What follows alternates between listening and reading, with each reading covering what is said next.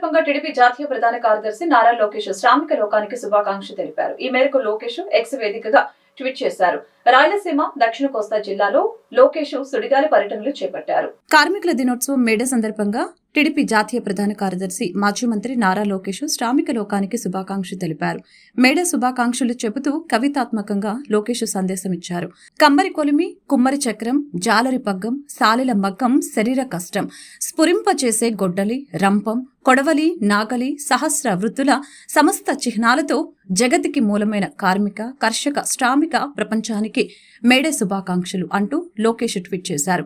AP assembly ఎన్నికలు, లోక్సభ ఎన్నికల నేపథ్యంలో యువనేత లోకేష్ బిజీగా ప్రచారం చేస్తూ ఉన్నారు.